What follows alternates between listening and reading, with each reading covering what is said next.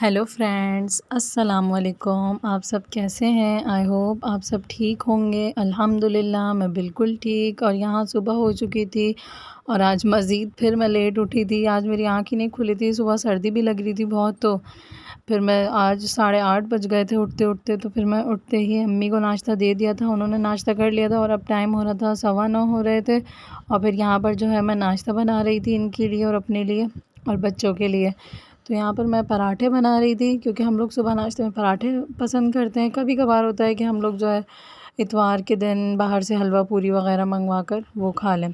और फिर यहाँ पर जो है मैंने मशीन लगाई थी क्योंकि आज मैंने बेडशीटें वगैरह उतार ली थी और फिर और बहुत सारे कपड़े भी जमा हो गए थे, कवर वगैरह। तो फिर मैंने सोचा चलो सफाई के साथ साथ जो है आज फिर से मशीन लगा लेती हूँ। सर्दियाँ हैं तो मैं चाहती हूँ कि ज़्यादा कपड़े जमा ना हो, लेकिन फिर भी मेरे कपड़े अच्छे खासे जमा हो जाते हैं।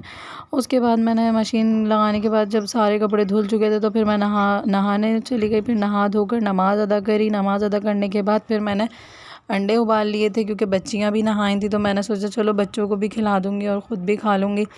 और फिर यहाँ पर मैं अंडे वंडे खा चुकी थी। फिर यहाँ जो है हमारे गेस्ट आ चुके थे क्योंकि आज मेरी नंद आ रही थी। तो यहाँ शाम हो चुकी थी और फिर मैं जो है चाय की तैयारी कर रही थी। मैंने कहा चाय बना लेती हूँ, उसके बाद जो है फिर खाने की भी तैयारी करनी थी। मेरी नंद और उनके बच्चे वगैरह आ रहे थे रुकने के लिए। तो मैंने सोचा चलो जल्दी जल्दी से पहले चाय बना लेते हैं। चाय बनाने के बाद जो है फिर वो सालन की भी तैयारी करनी है। तो समझ में ही नहीं आ रहा था कि सालन क्या बनाया जाए। तो फिर सोचा मैंने कि क्यों ना मैं आज कुछ स्पेशल बना लेती हूँ, जैसे कढ़ाई वगैरह। तो फिर इसीलिए मैंने जो है वो चिकन कढ़ाई बनाने का सोचा। तो फिर मैं सारी तैयारी करने लगी उसकी।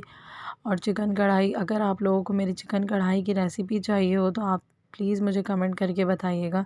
इंशाल्लाह फिर मैं जो है अपने नेक्स्ट व्लॉग में चिकन कढ़ाई की रेसिपी लेकर आऊँगी, अगर आप लोगों को चाहिए हो तो। उसके बाद फिर जो है मैं सालन जो है मैंने तैयार कर लिया था।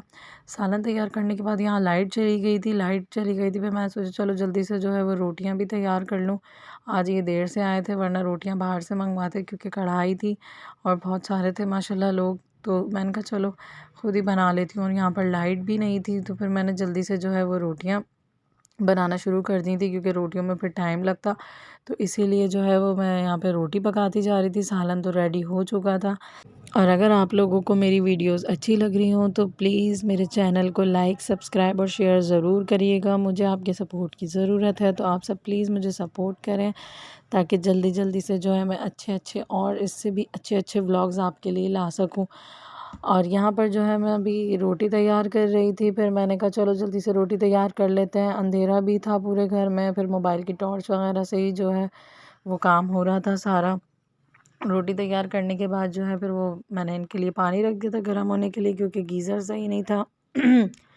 तो फिर जब वो गीज़र तो कल ही सही होगा, इन्होंने कहा था कि मैं जो है वो कल या परसों में गीज़र को बिल्कुल सही करवा दूँगा।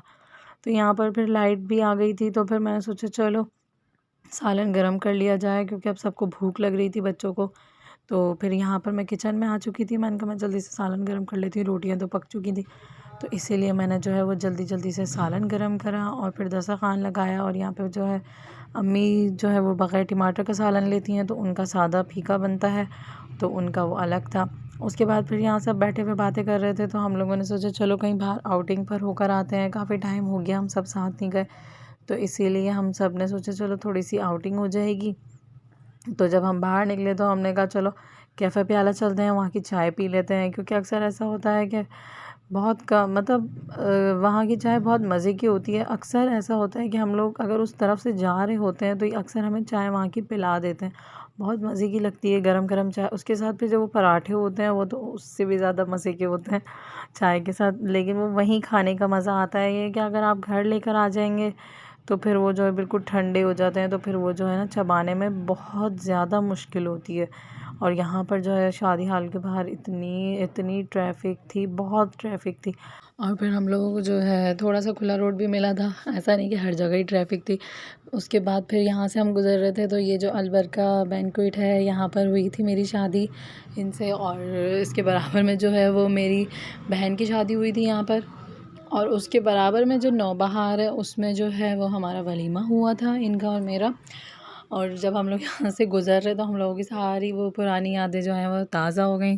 तो बहुत अच्छा लगा, काफ़ी टाइम बाद हम यहाँ से गुज़रे थे। अक्सर जो है ये कभी-कभार जब हम इस तरफ आते हैं तो इधर से ज़रूर गुज़रते हैं, देखते हुए ही यादें ताज़ा हो जाती हैं। और फिर उसके बाद जो है हम अपने उधर मंज़िल पे पहुँच चुके थे, कैफ़े प्याला।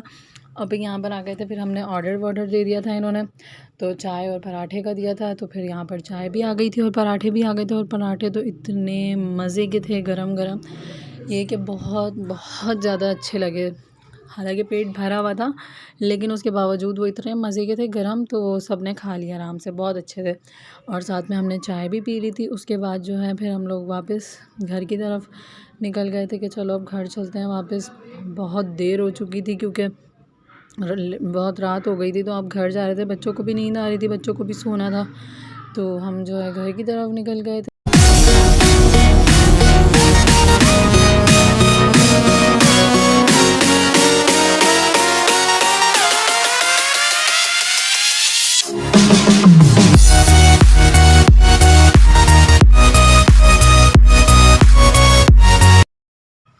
और अगर आप सबको मेरी वीडियोस अच्छी लग रही हैं तो प्लीज़ गाइस आप सब ने मेरे चैनल को लाइक शेयर सब्सक्राइब ज़रूर करना है, क्योंकि इस वक्त मुझे आप लोगों की सपोर्ट की बहुत ज़रूरत है। सो थैंक यू, अल्लाह हाफ़िज़।